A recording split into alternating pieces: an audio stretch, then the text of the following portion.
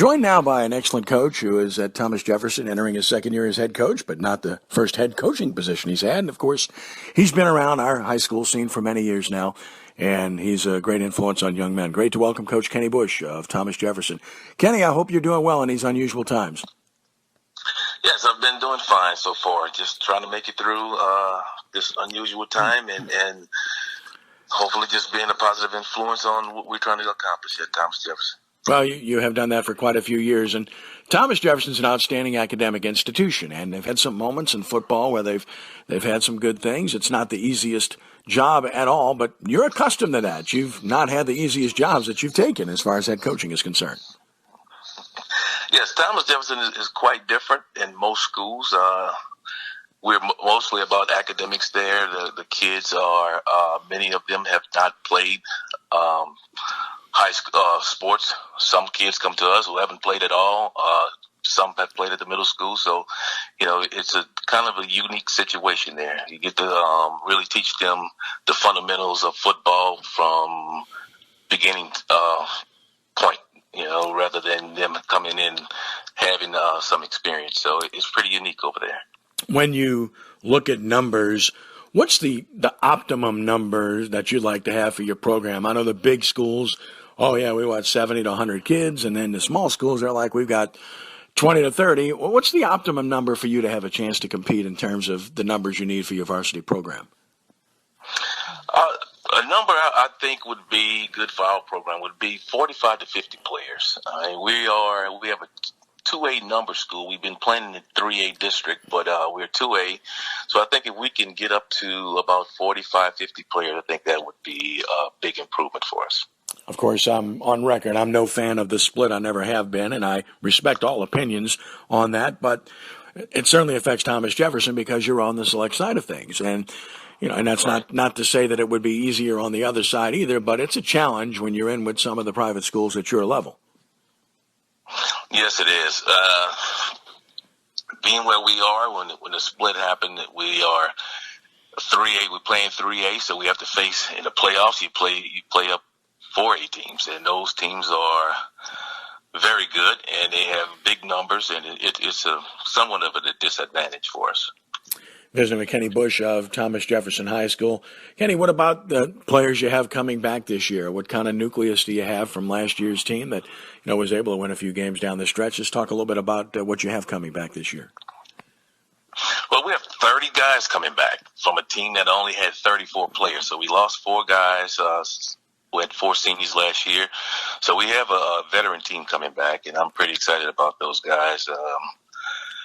I'm expecting us to improve on what we did last year. And, of course, with regard to the school's mission itself, do you get many kids that show up there that are just football players that want to play football, or do you basically have to go take what you get and then go out and try to convince kids in the classroom to come play football? A combination of both. We have some kids who really like to play football. Since I've been there since last year, I've been trying to convince a few other kids to come on out, and it seems to be working. Right now, I have started off the season with 30 kids. We're up to about 38 right now. I've convinced a few other upperclassmen to join the team, so just waiting to see how many freshmen we're going to get once school start, and hopefully the numbers continue to grow. How does it compare when you look back at the Higgins experience? How much different is the experience itself, the school itself, and building a football program when you compare it to that experience? Well, the Higgins experience, most of the kids were eager to play, had been playing. Many of them had some playing experience from the playground level all the way through high school.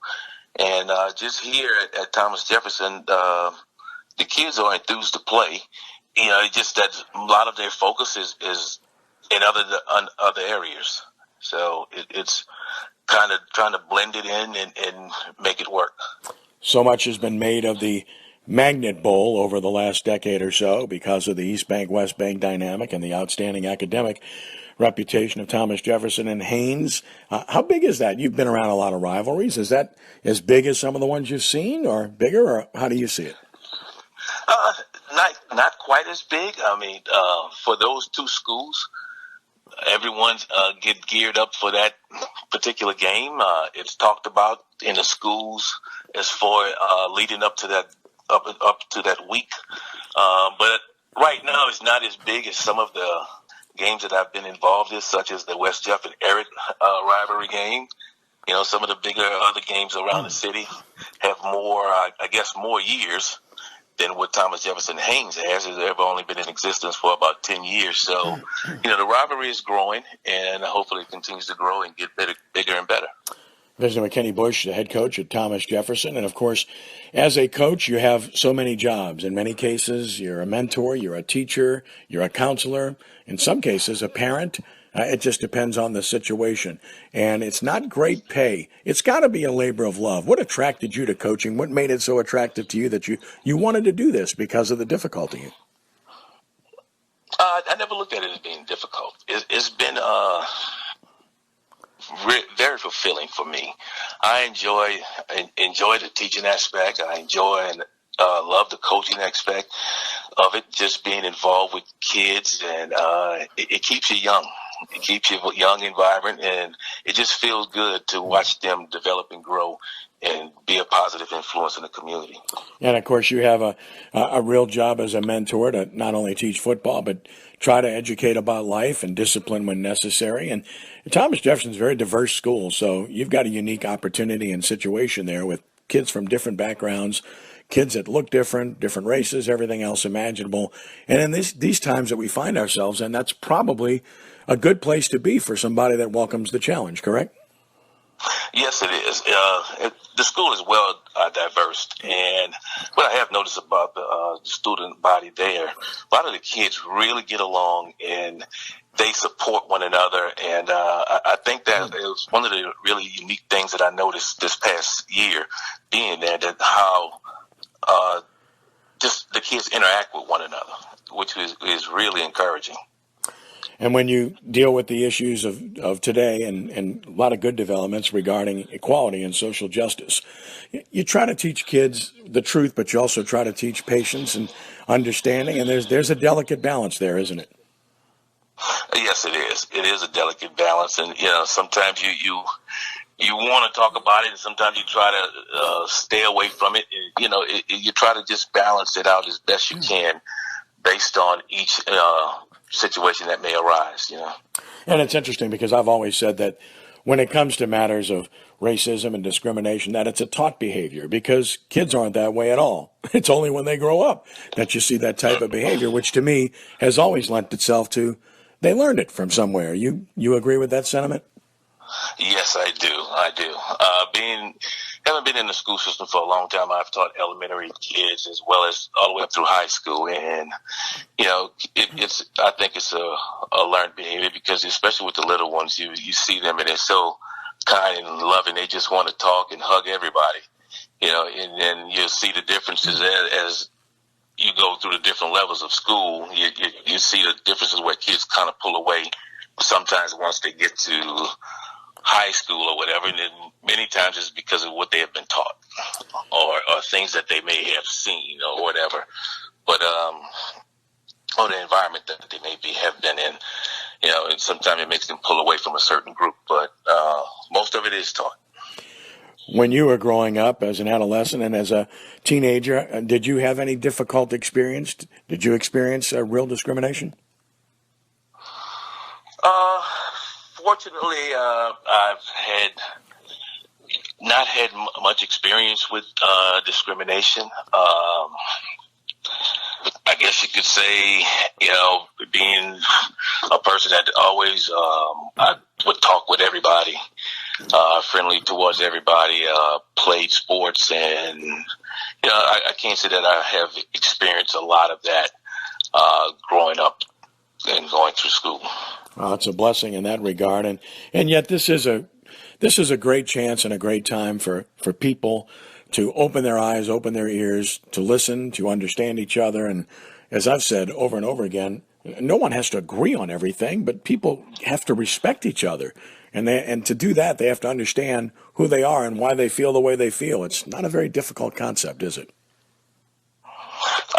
No, it isn't. But once again, some folks make it more difficult difficult than what it should be. Just, if we learn to have respect for one another and have respect for each other's differences and just have love in your heart, you get past all of those things. Agreed. Just a minute or two left with Kenny Bush. Now we're approaching football season, and everybody's hoping and praying that this thing goes off on time and that the kids get a chance to experience what they work so hard to experience. And I'm not going to ask you what you think because none of us really knows at this point. We're just sitting here and waiting daily to find out what the next shoe is going to be that falls. I know the LHSAA really wants it to happen, and they keep kicking the can down the road, hoping that everything's going to be fine. But, what do you tell your kids right now with the uncertainty? Because I'm sure they're aware of what could be or what might not be. Oh, I've just been preaching to them, just let's continue to work hard and stay safe each day, not only here at practice, but, continue to practice safety once you go home, and let's be prepared for the season. We don't know what's going to happen, but if we can only do what we can do, and let's be ready in case the season does happen. Indeed. Preparation is always the key to anything. Final thought, Coach, if you had to single out one or two people, anybody that made a big difference in your life, mentoring you in terms of preparing you for life and preparing you to be a coach, is there anybody like that, one or two people that may have made a huge difference in your life? Other than my parents, Coach Henry Crosby, playing for him. Mm-hmm. He was a real good mentor coming through. He was one of the guys that I've always looked at. And it's funny, as I went to college, I didn't think I was going to go into coaching. But it happened like in my second year. I was like, it's not what I want to do. I really want to coach. And part of that was because just watching Coach Crosby do what he did through the years that I played for him. And it just kind of happened. Sure, and it's great to go to Haas Memphis and see the field house named after him. Every time you see that, I'm sure it puts a smile on your face, right? Yes, it does. Yeah, super guy. Very, very fond memories of him. Well, I do too. I did a whole bunch of games of him when he was at West Jeff and had a chance to get to know him very well. And he's just an amiable, nice man who obviously had some great players but touched a lot of lives in the process. And I thoroughly enjoyed his company too. So share that right with you, and I'm glad he had that influence on you. Kenny Bush, listen, really appreciate the time with you, and of course we extend nothing but our best wishes and best of luck, and hopefully being able to talk about a football game sometime in the near future where Thomas Jefferson's concerned. God bless you and yours. Stay safe, and let's hope we're talking football soon. Thanks, Ken. Talk to you soon. My pleasure, Kenny. Thank you.